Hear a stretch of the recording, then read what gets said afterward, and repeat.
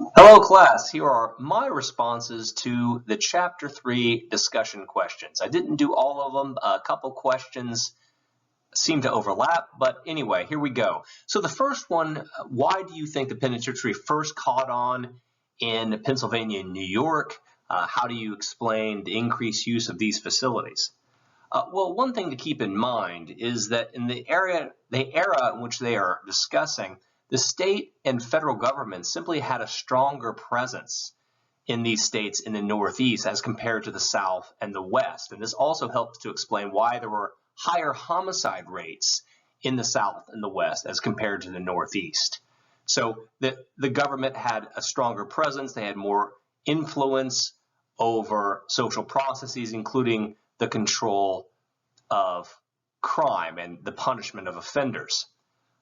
As to why you saw an increased use of these facilities, well, as government spread and increasing control over social processes, you had a greater adoption of a more formal system of punishment that was not contracted out to private landholders like the contractor leasing systems that they had in the South and the West.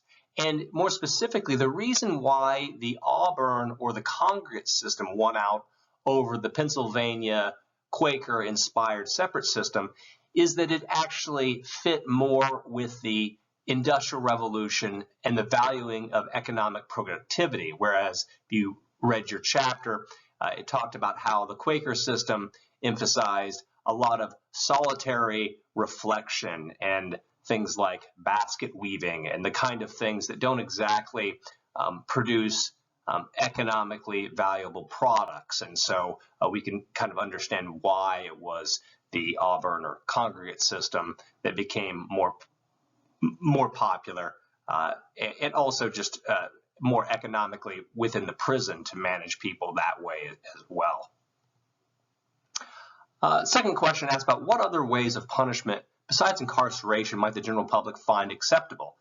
Well, I think we know that with increasing trends towards de-incarceration, less use of penitentiaries and jails, and increasing use of community corrections and various forms of intermediate sanctions, this trend is only likely to continue and become even more popular.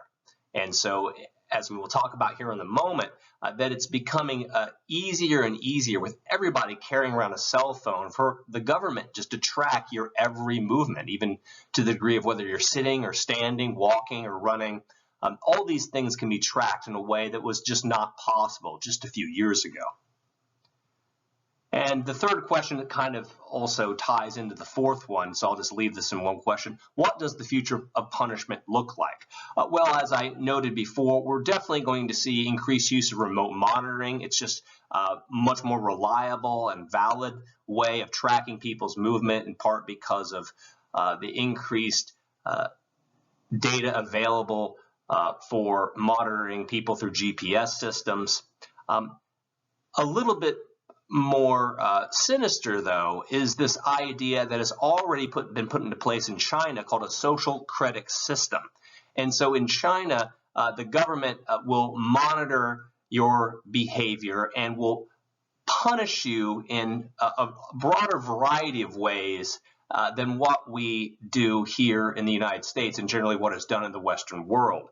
And so this is a quote taken directly from the Business Insider. And by the way, if you want to go down a rabbit hole on this, go ahead and Google Chinese social credit system, and you may get a look at the future. So this is from the businessinsider.com. China's social credit system ranks citizens and punishes them with throttled internet speeds and flight bans if the Communist Party deems them untrustworthy.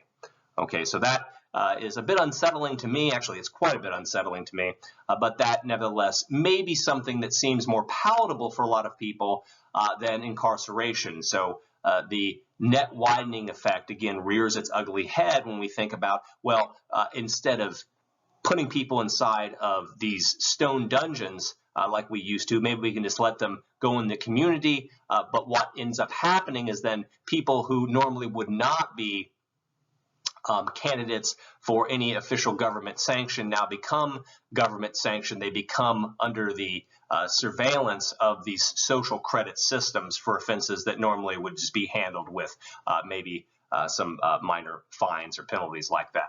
Okay, folks, hope this was helpful. Until next time, bye-bye.